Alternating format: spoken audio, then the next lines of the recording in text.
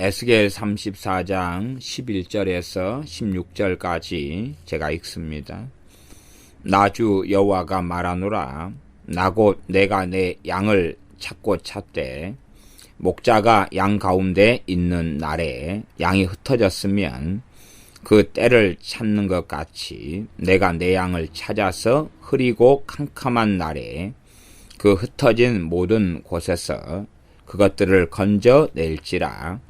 내가 그것들을 만민 중에서 끌어내며 열방 중에서 모아 그 본토로 데리고 가서 이스라엘 산 위에서와 시냇가 애와 그 땅 모든 거주지에서 먹이되 좋은 꼴로 먹이고 그 우리를 이스라엘 높은 산 위에 두리니 그것들이 거기서 좋은 우리에 누워 있으며 이스라엘 산 위에서 살진 꼴을 먹으리라.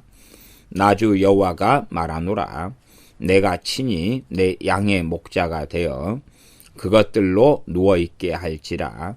그 잃어버린 자를 내가 찾으며 쫓긴 자를 내가 돌아오게 하며 상한 자를 내가 싸매어 주며 병든 자를 내가 강하게 하려니와 살찐 자와 강한 자는 내가 멸하고 공의대로 그것들을 먹이리라.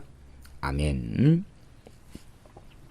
11절부터 16절, 그 다음에 17절부터 22절까지 그렇게 이어지는 것에는 선한 목자가 하나님께서 되어주신다. 그런데 선한 목자가 되어주시는 하나님께서는 흩어진 양들을 찾고 돌보고 먹여주시는데 그러나 공의로 먹이겠다라고 말씀하십니다. 사람들은 선한 목자 대신 주님, 선한 목자 대신 하나님 그러면 사랑 그렇게 하기를 좋아합니다마는 하나님 말씀은 이 양자적인 측면이 다 있다는 것을 기억해야 됩니다. 아마 에스겔 선지자를 통해서 듣던 바벨론 포로로 끌려왔던 사람들의 입장에서는 참 듣기 좋은 말씀이 되지 않았을까 싶습니다. 어떤 면에서 참 환호할 만하고 듣기 좋고 우리에 대한 말씀이 이렇게 좋구나 그렇게 생각할 것입니다. 그러하지만 반드시 하나님께서 자신의 양을 삼으며 또한 하나님께 돌아오게 하는 사람들이 아무나 혹은 모든 이스라엘 백성들이 당연히 아니었다는 것입니다. 모든 이스라엘 백성이 아니었다. 나아가서 단순하게 포로에서 귀환되어 가지고 돌아오게 한다는 말씀이 아닙니다.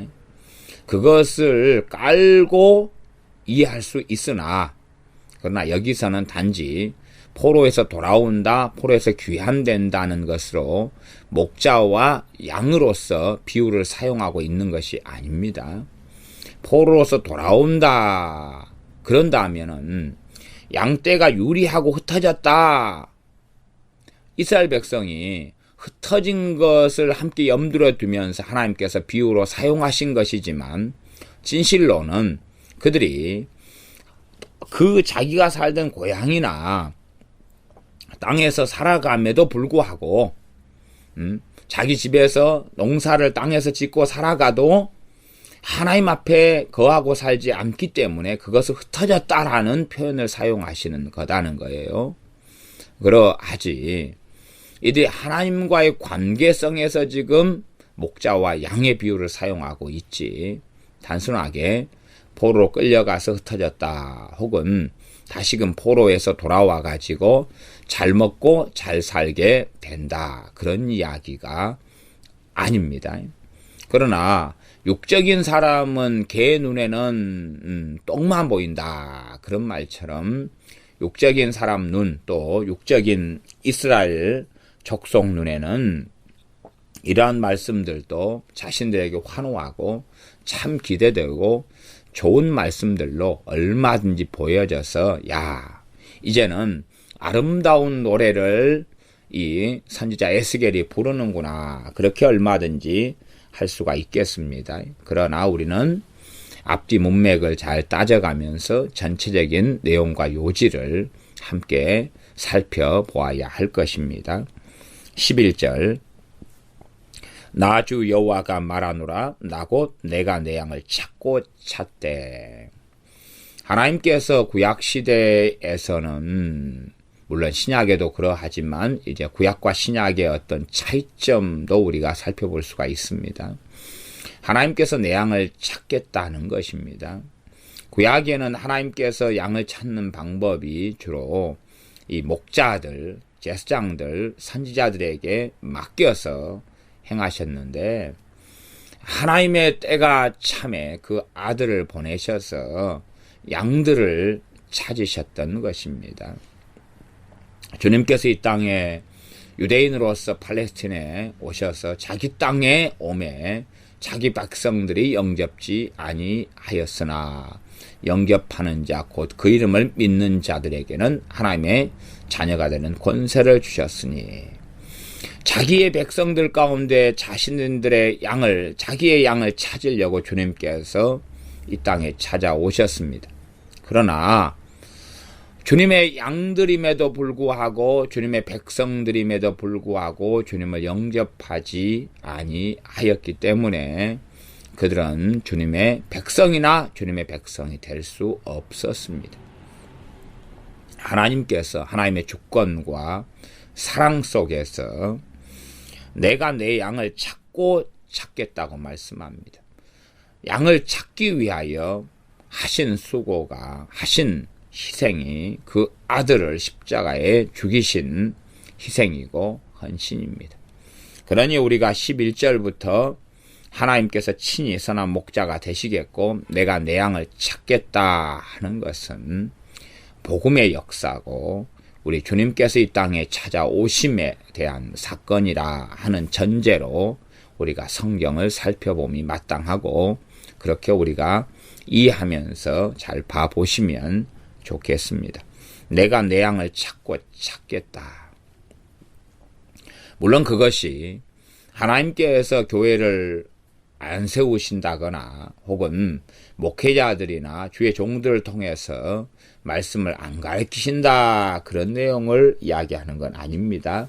그런 공통점, 목자들이 계속하여 일어서는 공통점은 인간 사회에서는 계속하여 있습니다. 주님께서도 사도들을 세우셔가지고 또한 사도들은 그 다음에 디모데나 디도 같은 주의 종들을 세우고 감독과 장로들을 세워서 교회와 하나님 말씀을 전하며 증거하며 교회를 세워나가게 하였습니다. 그러하지 하나님께서 그냥 항상 그 형상과 모습을 나타내시면서 지구에 72억 명이다. 그러면 72억 명을 직접적으로 찾는다. 그런 사건을 말씀하는 게 아니라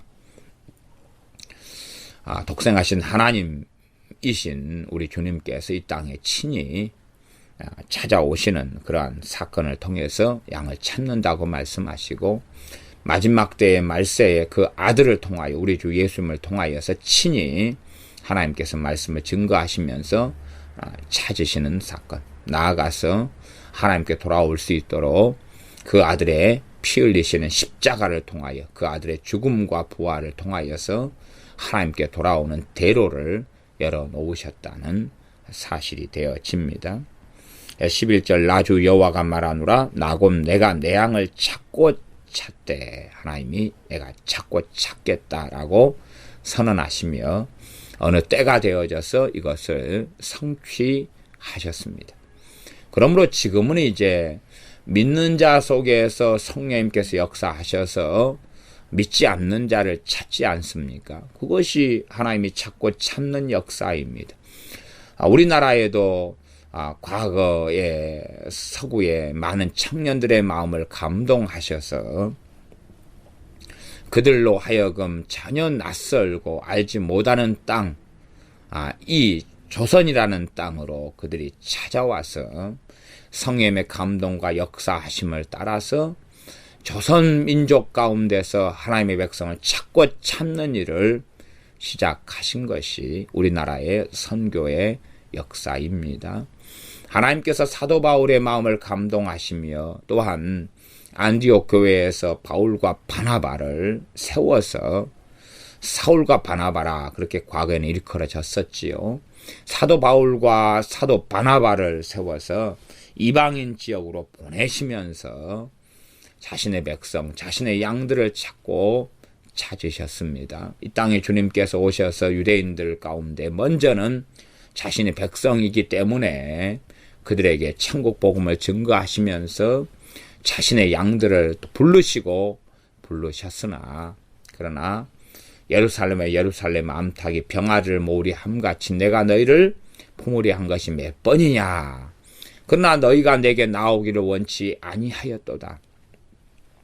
양들을 찾지만은 모든 양들이 당연히 돌아온 것은 아닙니다.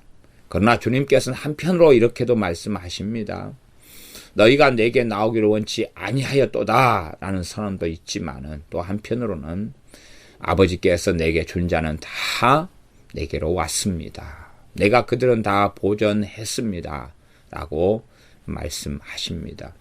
그러므로 하나님께서는 은혜로 모든 사람을 부르시지만은 그러나 모든 사람이 화답하는 것도 아니고 응답하는 것도 아니나 참으로 하나님 앞에 겸비하고 엎드리며 하나님께서 긍휼히 여길 자들은 하나님께 응답하여서 하나님께 돌아온다는 이 역설적인 진리를 우리는 어느 정도 인식하고 깨닫고 있는 줄로 믿습니다.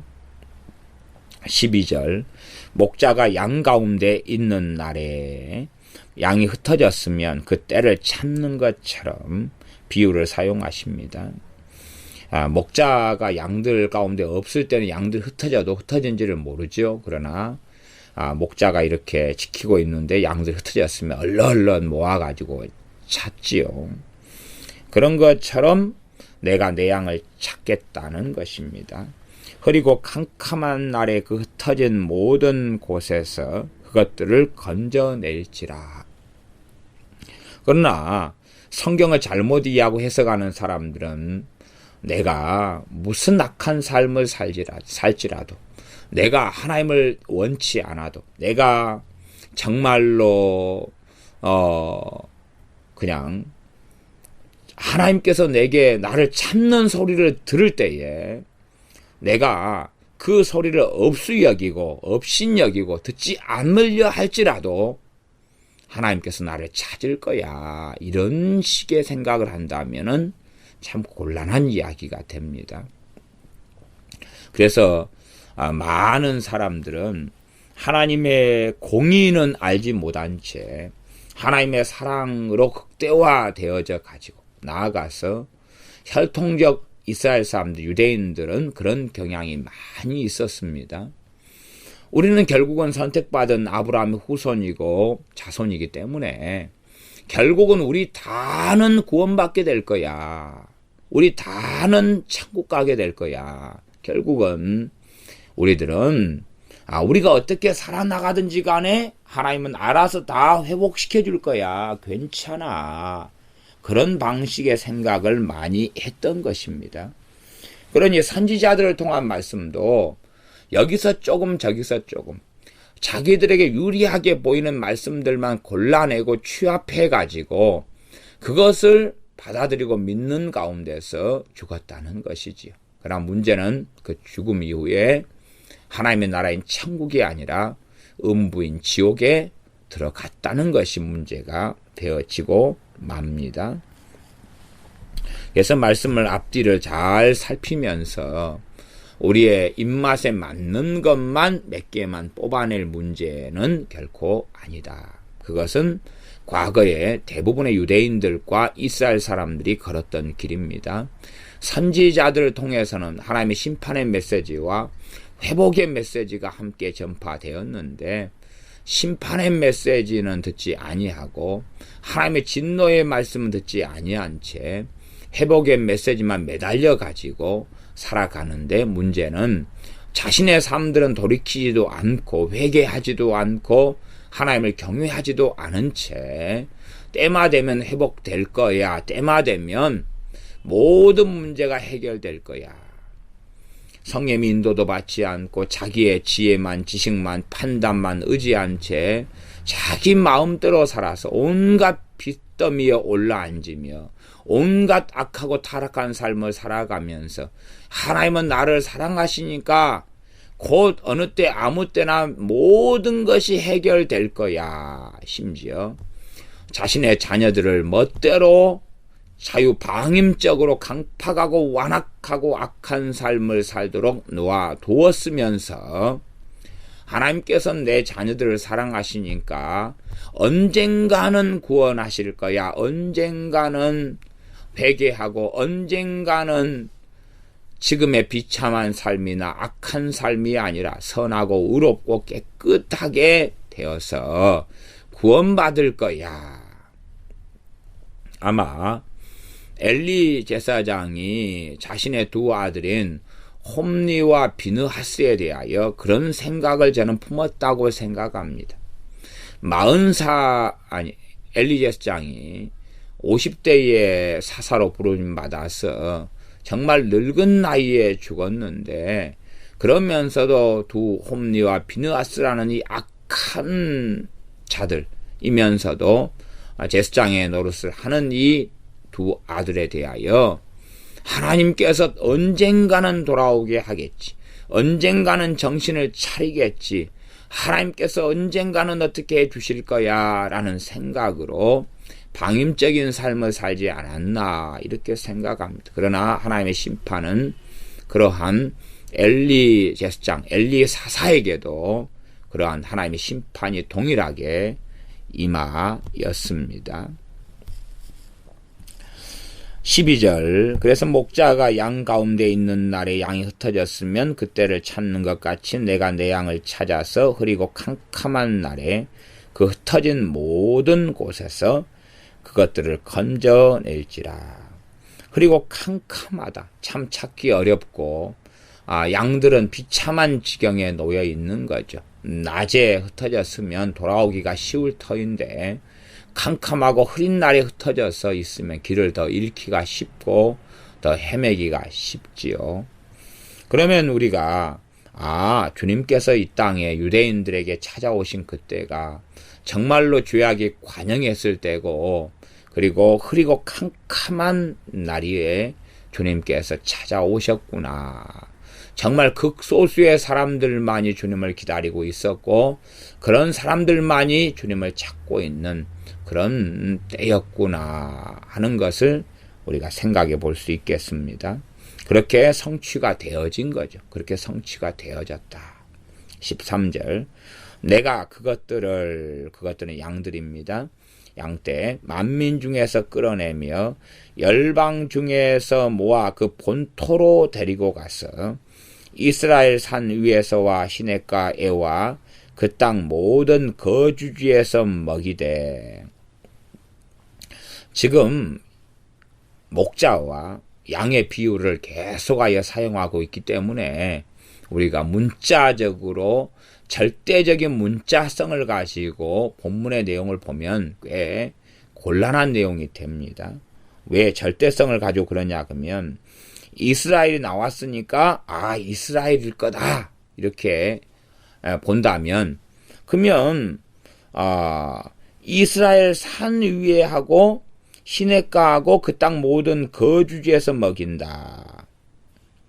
좋은 꼴을 먹인다. 꼴은 식물이고 풀이지요. 풀. 그러면 이스라엘 백성들이 포로에서 돌아와가지고 풀 먹고 사냐 그 말이죠. 그러니까 이 비유라는 것을 한 단어 한 단어의 비유 해석 가운데 집착하게 되어지면 좀 굉장히 이 영해와 잘못된 이러한 성경 해석의 길로 들어서는 것이 많습니다. 한 단어 한 단어에 집착하기보다는 전체 의미를 살피면서 보는 것이 비유 해석에가 올바른 것이지, 비유나 상징을 통해서 하나님 말씀하시는데 단어의 뜻이 뭔가 혹은 그런 것에 집착하면 곤란합니다.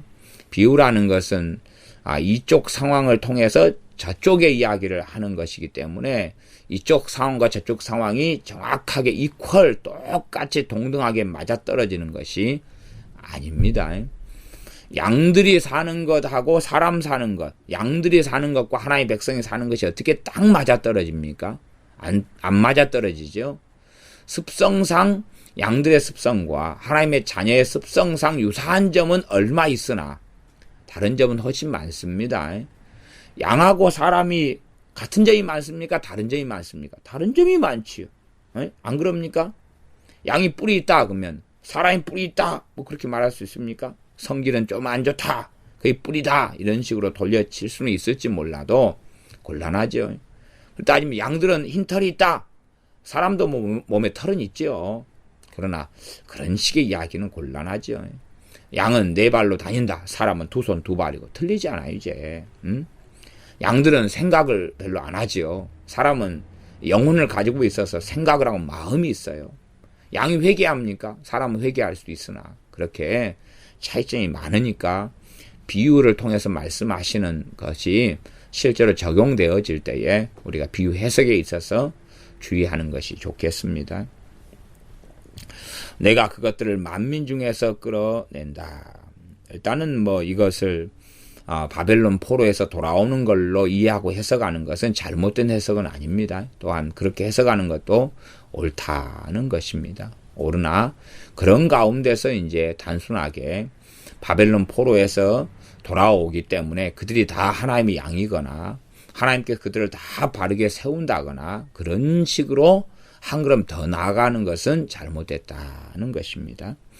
내가 그것들을 양들을 만민 중에서 끌어내며 열방 중에서 모아 그 본토로 데리고 가서 양들을 그렇게 한다. 그러나 포로에서 돌아왔던 사람들이 다 하나님의 양들은 아니었습니다. 다 깨어있는 사람들, 다 하나님을 사랑하는 사람들, 다 그런 사람들은 아니었습니다. 그런 사람들이 섞여 있었고 때로는 어떨 때는 많이 있었고 어떨 때는 적게 있었고 이렇게 왔다 갔다 하는 것입니다.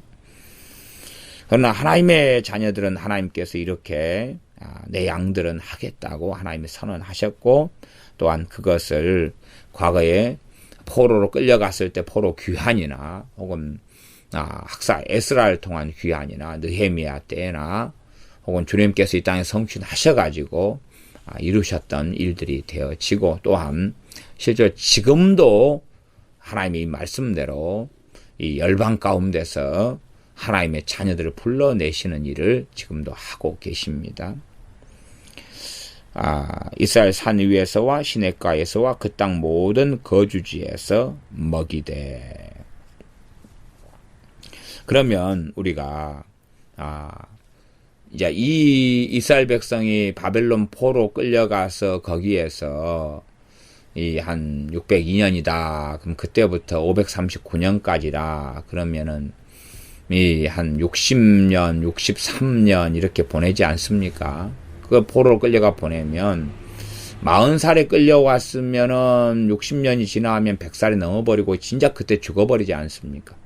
그러면 이스라엘 백성이 포로에서 돌아와가지고 자기 본토 땅에 거하기 전에 죽어버리면 지금 이 말씀 성취가 안 된 거냐 그 말이에요.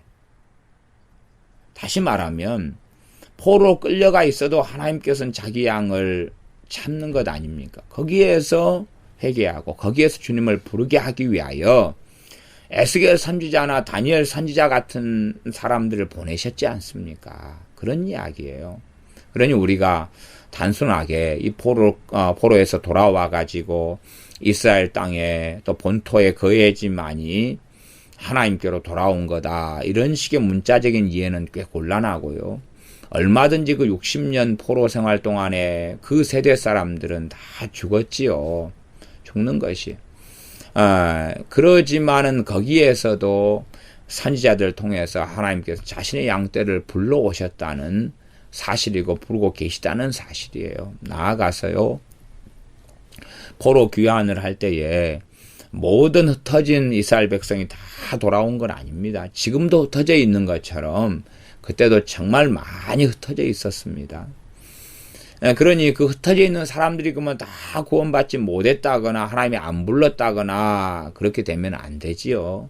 그렇게 되면 안 됩니다. 그렇기 때문에 참 이 성경의 해석은 주의해야 될 부분이 아주 많고 극단적으로 보지 않아야 될 부분이 아주 많습니다. 다행히 감사하게 지금은 이런 많은 이런 구약 성경의 부분이 성취가 된 시대에 살기 때문에 성취된 것을 기준으로 해가지고 말씀을 역으로 살펴보면 좀 더 잘못된 해석 가운데 안 들어가기 때문에 더 안전하다. 그렇게 말할 수도 있겠습니다. 14절 좋은 꼴로 먹이고 그 우리를 이스라엘 높은 산 위에 두리니 그것들이 거기서 좋은 우리에 누워 있으며 이스라엘 산 위에서 살찐 꼴을 먹으리라. 좋은 꼴로 풀로 먹이겠다. 또 우리는 이스라엘 높은 산 위에 두겠다. 그것들이 거기서 좋은 우리에 누우며 이스라엘 산 위에서 살찐 꼴, 맛난 것 좋은 걸 먹으리라. 참 희망적이고 소망적이고 참 좋은 말씀을 합니다. 우리 주님께서 이 땅에 오셔서 아버지의 말씀을 통하여 가장 아름답고 가장 살찐 꼴, 가장 귀한 말씀을 전하시며 먹이셨습니다. 그러나 유감스럽게 주님께서 이 땅에 오셨을 때에 많은 유대인들은 그 아름답고 살찐 꼴을 제대로 먹지 못했다는 사실입니다. 참으로 주님께 나오는 사람들만 그 살찐 꼴을 먹고 알아들었습니다. 나아가서 어떤 이들에게는 허락지 아니했다고 비유로 말씀하시면서 그 살찐 꼴 가운데서도 그에 대한 해석을 주님께서는 안 하신 경우들이 있었다는 것을 압니다. 최소한은 이 살찐 꼴이라는 것이 생명의 말씀이라는 것을 믿는 사람들은 이해하고 아실 것입니다.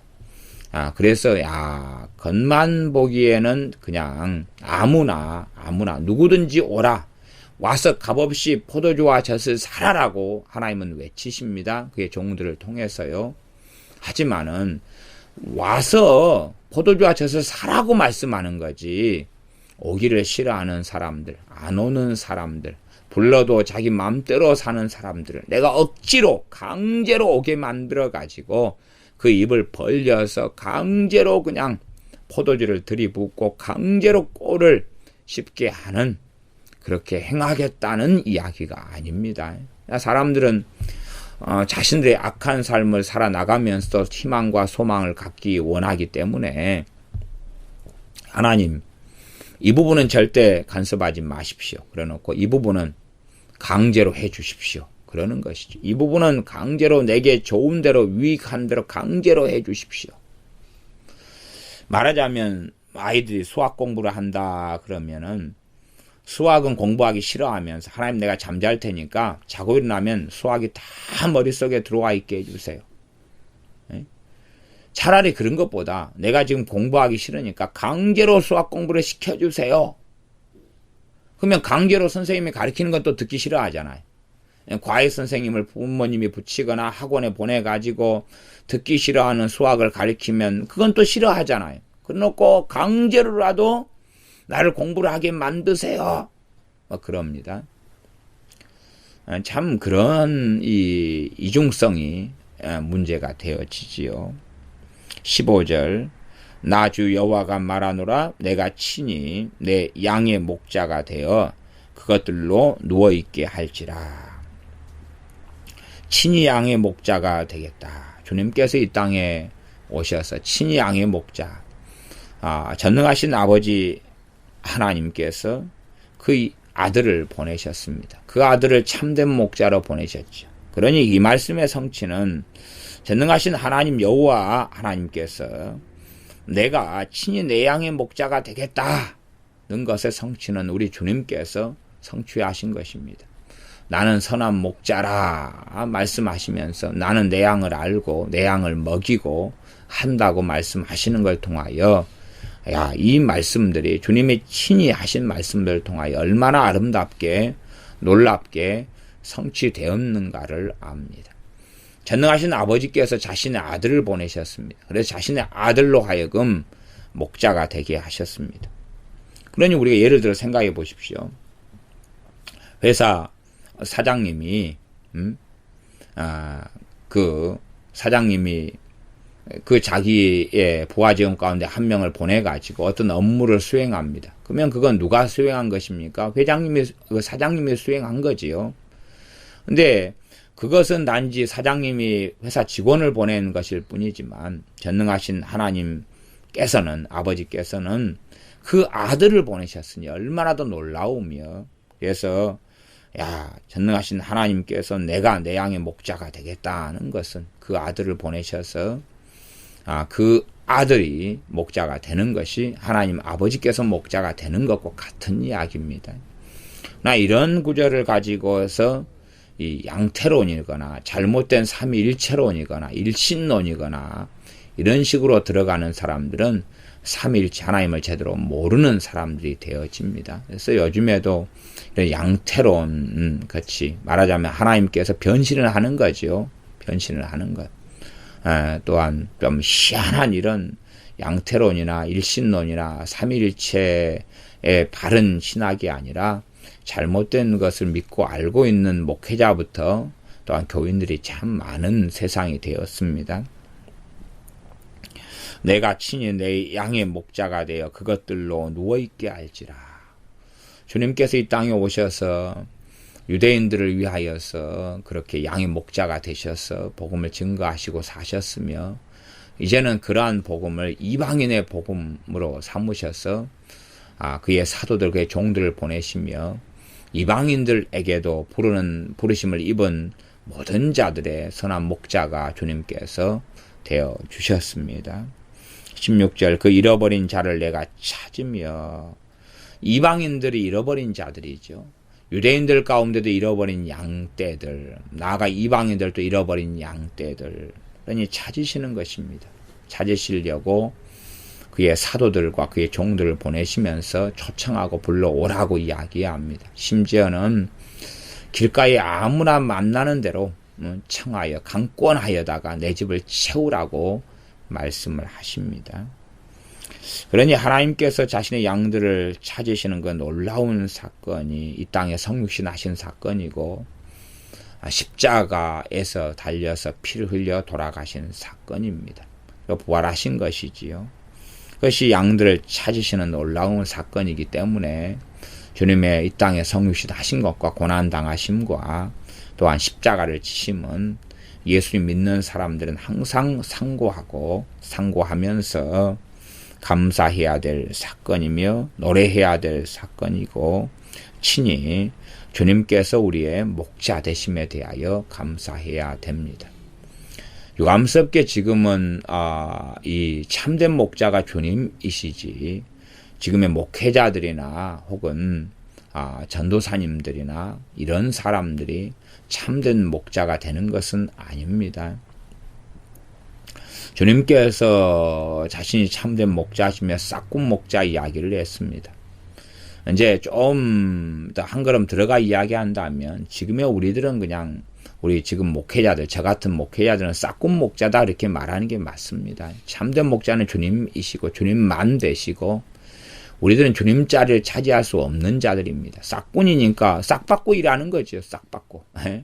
싹군 목자가 다 나쁜 이야기는 아닙니다. 나쁜 쪽으로 쓰이면 나쁜 거고, 좋은 쪽으로 쓰이면 좋은 건데, 주님께서는 싹군 목자라 할 때, 자신과 비교할 때는 자신만이, 주님께서만이 참 목자고 선한 목자십니다. 그래서 우리 인간이, 목회자들이 우리가 선한 목자다 이야기하면 다 그 거짓말이고 사기입니다. 우리도 주님의 양일 뿐입니다. 양들 가운데 그냥 주님의 사명의 한 부분을 가지고 목회자의 자리에, 목자의 자리에 있는 것 뿐이지, 그냥 위임된 가운데 사명을 조금 감당하는 것 뿐이지, 절대 어떤 아무리 유명하거나 아무리 존경받을 목회자라 할지라도 목자가 되는 것은 아닙니다. 이제 목자가 되는 건 아닙니다. 물론 직분상 목자 패스터라거나 목사로 번역도 되기도 합니다. 그렇게 직분상 목사라고 이야기합니다. 그러나 진정한 목자는 주님밖에 안 계시고, 주님의 그 목자로서 주님의 직임을 사람에게 위임하셔서 그 사명을 감당하게 하시는 것이고, 그래서 지금의 이 목회자들은 참된 목자이신 주님의 영광을 드러내야 되고, 말하자면 주님께로 인도해야 되는 것입니다. 사람들을 자신에게로 끌어당기거나 자신들에게 인도하는 것이 아니라 우리 주님께로 인도해야 되는 것입니다. 사도 바울도 그렇게 말씀했지 않습니까? 자신이 주님께로 중매설해야 한다고. 주님에게로 교인들을, 주님에게로 잃어버린 사람들, 주님에게로 이방인들을 중매설려고 한다고 이야기하는 것처럼 지금의 목회자들도 주님께로 중매에 서서 주님을 알게 하고 주님을 사랑하게 하고 주님을 섬기게 하지, 주님을 따르게 해야지 자기를 따르게 해서는 안 됩니다. 주님이 받으셔야 될 존경과 찬양과 경배와 영광을 목회자들이 가로챈다면 정말로 악한 것입니다. 이제는 하나님께서는 선언하십니다. 내가 친히 내 양을 찾겠고 내가 15절 친히 내 양의 목자가 되겠다고 말씀하시는 것입니다. 친히. 그 방법이 뭡니까? 믿는 사람들에게 성령님을 보내셔서 성령님의 인도하심을 통하여서 목자로서 행하시는 것입니다. 그러니 신약시대를 살아가는 모든 믿는 사람들에게는 성령 하나님이 임하셨음에 진리의 영 되신 성령 하나님을 좇아서 참된 목자 되신 주님의 길, 참된 목자 되신 아버지 하나님의 길을 따라가야 합니다. 그래서 사람의 인도를 받고 사람의 말에 환호해서 사람을 성령님처럼 여기고 따라간다면 그건 이단이지 않겠습니까? 사이비 사상에 접어든 것 아닙니까? 과거에 문선명이라든지 어떤 사람들이 자신은 보혜사고 두 감람나무고 이런 여러 주장을 했고 지금도 그렇게 주장하는 사람들이 얼마나 많습니까? 그러나 참으로 우리가 따를 분은 주님밖에는 없는 것입니다. 사람은 완전하지 못하고 사람은 참조할 뿐이지, 참조할 뿐이고 때론 모델로 삼을 수 있으나 그러나 우리는 반드시 알아야 됩니다. 참된 우리의 모델과 모범과 우리의 인도자는 주님밖에 없으시고 지금도 주님께서는 자신의 보혜사 성령님을 통하여서 우리를 인도하고 계십니다. 성령 하나님께서도 주님의 이름으로 임하셨습니다. 아버지께서 내 이름으로 보낼 성령님, 그가 너희를 모든 진리 가운데로 인도하신다. 그러함에 성령님께서 주님의 이름으로 행하시고 성령님께서 주님의 영광을 위하여 하나님의 자녀들을 인도하시고 이끄십니다. 그러함에 우리의 참된 목자는 주님밖에는 계시지 않습니다. 나아가서 신학적으로 이야기한다면 삼일체 하나님께서 우리의 참된 목자라. 그리고 이제 신약의 성취로 한다면은 주님께서 나는 선한 목자라 했던 것처럼 양은 누구를 따라야 됩니까? 목자를 따라야 되죠. 목자를 따라야 됩니다. 양이 목자를 따라야지만이 목자에게서 꼴을 먹을 것 아닙니까? 목자가 부르면 양은 그 음성을 듣고 따라야 되죠. 그러나 불러도 그냥 다른 길로 간다 하면은 어떻게 목자가 양을 제대로 돌보겠습니까? 찾지만은 그래도 도망가면 그래도 찾겠습니까? 또 양이 저기 벼랑 끝에 떨어져 죽어버리는데 그래도 찾아서 부활시키겠습니까? 그럴 수 없지요. 양이 도망가가 늑대한테 먹혀버렸는데 늑대 똥에서 양을 찾아내겠습니까? 이 늑대가 먹었구나 하고 늑대를 잡아 죽여서 배는 갈라볼지 몰라도 양은 이미 죽고 만 것입니다. 그런 다음에 그 양이 어떻게 구원을 받겠습니까? 그러함에 양은 목자 음성을 들어야 합니다. 그러나 요즘 세상에는 주님에 대하여 명목상 말만 선한 목자라 노래 부르고 또한 구약성경 시편 23편을 바탕으로 해서 여호와 나의 목자 말은 하지만 정말로 전능하신 여호와 하나님을 자신들의 목자로 삼아서 살지는 않는다 그 말이에요. 그렇게 살지는 않고 그냥 자기가 스스로의 목자가 되어져서 자신의 인생, 자신의 길, 자신의 복지, 자신의 행복, 자신의 안락을 위하여 살면서 하나님만 이용하는 길을 걷는다는 것입니다. 그러니까 사람들이 그걸 꼭 오늘 본문을 통해서는 알았으면 좋겠습니다. 우리가 꼭 명심해야 될 것은 우리는 양에 불과하다는 사실이고 목자가 없으면 안 된다는 것입니다. 우리는 양에 불과하다. 우리는 우리가 생각하는 것보다 훨씬 더 불완전하며 연약하며 부족하다는 것입니다. 양은 목자가 없으면 안 되는 것처럼 목자가 없으면 안 된다. 우리가 따라야 될 지도자, 우리가 따라야 될 우리의 보호자, 우리의 주인이 없으면 안 된다. 목자는 주인이란 이야기, 주인이란 이야기입니다. 싹군 목자는 청직이다 그 말이. 청직이. 싹군 목자는 청직이.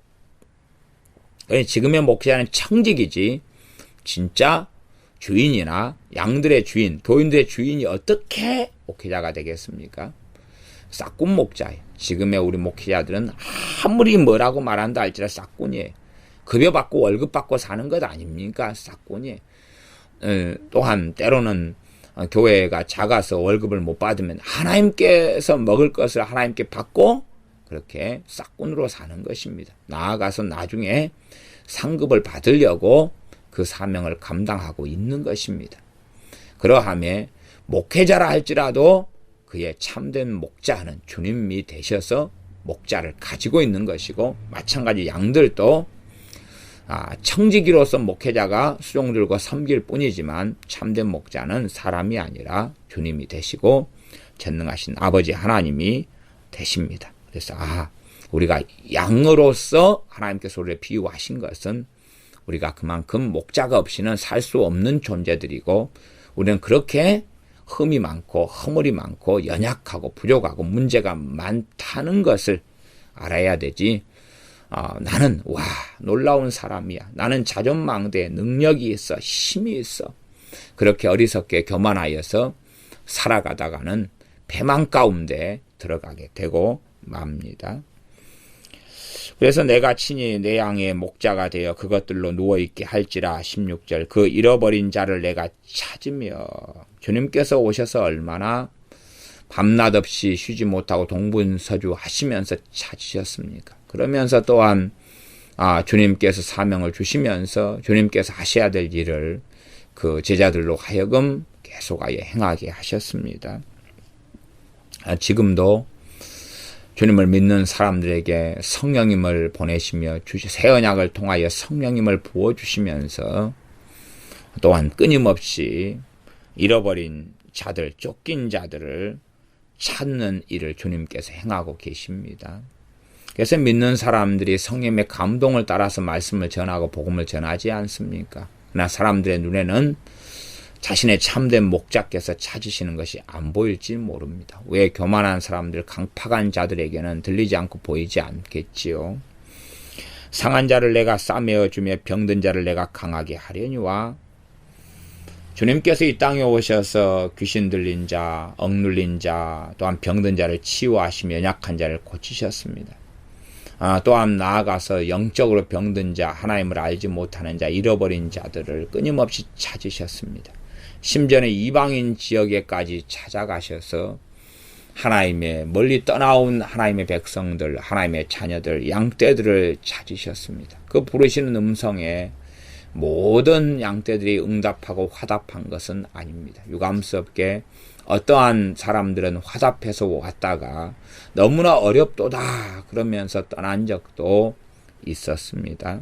심지어는 주님의 제자로 사도로 부르심 받은 가룟 유다는 주님을 배신하고 팔며 자살해서 인생을 마감하기도 했습니다.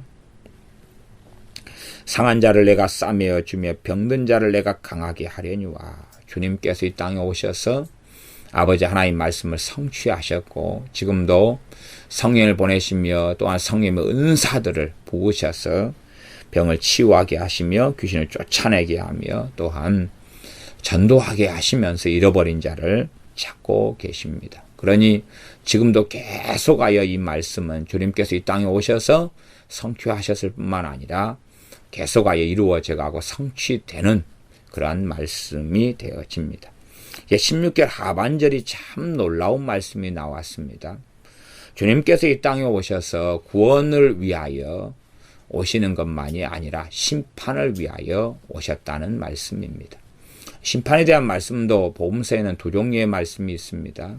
하나는 나는 아무도 심판하지 않노라 라는 말씀이 있고, 또 한 말씀은 주님께서 심판하러 오셨고 또한 내 말이 심판하겠다 하시고 실제로 심판을 행하신 적들이 많이 있었습니다. 그건 여러분들이 성경을 보시면 고라심, 베스다, 가버나움부터 시작해서 바리새인들, 소경들, 인도자들에게 심판의 말씀들을 선고하시는 것을 알고 있습니다. 그렇게 많은 심판의 말씀, 또한 어떤 것도 심판이었습니까? 보아도 보지 못하며 들어도 듣지 못하고 깨닫지 못하게 하려고 비유로 말씀하시는 것도 알아듣지 못하는 자들에 대한 심판이기도 했습니다. 그런 심판에 대한 말씀도 하나에 그냥 내가 아무도 심판하지 않노라 하는 말씀 하나만 붙잡고 생각하면 주님의 말씀이 굉장히 많은 구절들이 왜곡이 되고 맙니다. 이 땅에 주님께서 오셔서 구원과 심판을 병행을 하셨다는 것을 아셔야 됩니다. 그러나 그 심판은 영원한 심판을 이야기하는 것은 아닙니다. 이 에스겔서나 구약의 선지서들에도 두 가지 크게 심판이 나와 있다고 말씀드렸습니다. 이 땅의 심판하고 영원한 심판, 그런 것이 있다고 말씀드렸습니다. 그래서 하반절은 뭐냐 하면 16절 하반절입니다. 살찐 자와 강한 자는 내가 멸하겠다. 이것이 주님께서 이 땅에 오셔서 행하신 일입니다. 살찐 자와 강한 자는 내가 멸하겠다. 그러면 왜 살찌고 강하게 됩니까? 연약한 자들, 다른 양들을 잡아먹으니까 그렇죠. 잡아먹으니까 살찌게 된 것이지요. 다른 양들을 잡아먹으면서. 이 바리새인들은 그랬지 않습니까? 당시의 교회 지도자들, 유대의 교회 지도자들, 또 때로는 산헤드린 공회원들이 되었던 이런 사람들은 양들을 잡아먹었다라고 이야기되어지지요. 그렇게 다른 사람들 지옥으로 막 보내고 하나님 말씀을 혼잡하고 그렇게 하면서 지옥으로 보내는데, 그렇게 했는데 그래도 너희를 내가 구원하지, 그런 것이 아니고 그들을 멸하셨다는 사실입니다. 살찐 자와 강한 자는 내가 멸하고 공의대로 그것들을 먹이리라. 양떼지요. 양떼를 먹이는데 공의로 먹인다는 것입니다. 공의로 먹인다. 그러니 제가 말씀을 전한 대로 주님의 사도 12명이 있다. 그래도 그 가운데 3명하고 9명을 주님께서 최소한 구분하셨습니다. 구분하셔서 중요한 자리, 야이로의 딸이 죽었는데 살아나는 자리, 겟세마네 동산에 기도하실 때 주님이 기도하는 자리에서 가까운 자리에는 3명만 두시고, 변화산에 가실 때도 3명만 대동하시고, 이렇게 공의대로 행하셨습니다. 나아가 12사도와 70명의 제자들을 또 구분하셨고요. 이렇게 공의대로 행하셨습니다. 그러지 자신들은 공의를 이해하지 못할지라도 왜 우리를 이렇게 차별하십니까? 이렇게 왜 우리는 사도로 안 부릅니까? 이런 것이 아니라 공의대로 한다는 것이에요. 주님의 사도들 가운데 요한과 야고보가 주님의 좌우편에 앉게 해달라고 그렇게 했을 때에 아버지께서 그걸 누구에게 주시든지 그 사람들이 받을 것이라는 것이지, 인지상종, 연민, 또 너희들이 부탁했으니까 내가 들어줘야지, 그런 것이 아니라 공의에 따라서 말씀하시고 행하셨다는 사실입니다. 우리가 소금기둥이 된 롯의 아내를 압니다. 롯의 아내에게는 두 가지가 같이 공존했습니다. 그 롯의 아내가 세상을 사랑해도 억지로 천사들이 손을 잡아서 끄집어냈습니다. 그건 사랑이고 긍휼이지요. 그러함에도 뒤를 돌아보면 소금기둥이 될 것이다 선고했고, 유감스럽게 세상을 사랑하여 뒤를 돌아보았고 말씀에 불순종하여 돌아보았습니다. 돌아보면서 본능적으로 돌아보았을 수도 있고, 설마 그러면서 돌아보았을 수도 있고, 아까운 내 집, 아까운 내 폐물, 아까운 내 옷들 어쩌면 좋아, 그러면서 돌아보았을 수도 있겠습니다. 그러나 하나님의 공의가 나타나서 롯의 아내는 소금기둥이 되고 말았지요. 그런 것처럼 주님께서 이 땅에 오셔서 앞에는 사랑으로 쭉 행하시는 것이 나오고요. 그러함에도 불구하고 그러나 또한 공의로 행합니다. 하나님의 사랑과 공의가, 주님의 사랑과 공의가 어떻게 함께 믹서돼 가는가, 이게 사람 눈에는 정확하고 뚜렷하게 보이지는 않지요. 예를 들어서 광야에서 말씀을 증거하시면서 그들에게, 지자들에게 먹을 걸 주어라 그럽니다. 왜냐하면 그들이 돌아가다가는 기진해가지고 쓰러질까 염려가 되니까 먹을 걸 주어라. 면 주님 300데나리의 떡을 사도 먹이기 어려울 거라고, 정말 이들을 어디서 먹이겠냐고 할 때 주님께서 오병이어의 기적을 행하시면서 12광주까지 남기시면서 충분히 배부르게 그들을 먹이셨습니다. 그 이후에 사람들은 주님을 찾습니다. 떡을 먹어 배부름의 이유 때문에 육체적인 정욕과 주님을 왕 삼아서 자신들의 그 배고픈 이러한 고달픈 인생을 해결하고 복지를 가져오고 등등을 하려고 주님을 찾을 때 주님께서 저들이 주님을 찾습니다 할 때 주님께서는 저들을 안 만나겠다고 다른 마을로 가자고 지자들에게 말씀하시면서 떠나셨습니다. 사람들은 끊임없이 주님을 찾았는데 찾을 때 주님께서 만나 주신 적도 있으셨고요. 그 다음에 안 만나시고 피하신 적도 있으셨습니다. 그것이 사랑과 공의가 공존해 가는 것이었습니다. 때로는 위로하시면서, 때로는 나인성의 과부의 아들이 죽었을 때 눈물을 흘리셨습니다. 그러나 이스라엘의 유대인들 가운데 죽어간 사람들이 얼마나 많습니까? 예를 들어서 망루가 무너져서 사람들이 죽었는데 주님께서 살리러 가신 것이 아니지요. 네, 그러니 문둥병자들이 정말 당시에도 많이 있었는데 모든 문둥병자를 주님께서 고치러 찾아다니신 것이 아닙니다. 그런 것처럼 죽은 사람을 몇 명만 살리셨지 얼마나 죽은 사람이 많았겠습니까? 죽은 사람은 다 누군가의 자식이고 누군가의 부모지 않고 누군가의 형제지 않습니까? 그러나 모든 죽은 자를 살리신 것은 결코 아닙니다. 그러함에 죽은 자를 살릴 때에 사랑도 있지만 그 안에 공의가 있다는 사실이죠. 그래서 공의대로 그것들을 먹이리라. 양들을 먹이는데 공의에 따라 먹인다는 것입니다. 그래서 제가 전에 모세의 시편, 모세의 기도, 공의에 따라서 여호와의 노를 누가 알겠으며 분을 누가 알겠습니까? 하나님의 노와 분을 알게 해달라고. 그것이 모세가 가장 먼저 많은 부분을 할애해서 하나님께 한 기도의 내용이라는 것을 우리가 함께 살펴보았습니다. 그러므로 이 땅에 주님께서 메시아로 또한 선한 목자로 임하시고 오셔서 양들에게 좋은 꼴을 먹이고 그들을 보살피고 돌보시는데 그럼에도 불구하고 살찐 자와 강한 자는 내가 멸하고 하나님께 선한 목자가 되시며 좋은 목자가 되시지만 공의를 행하시겠다고 다 끌어안고 다 포용하고 모든 양들을 구원하는 것이 아니라 말씀하십니다.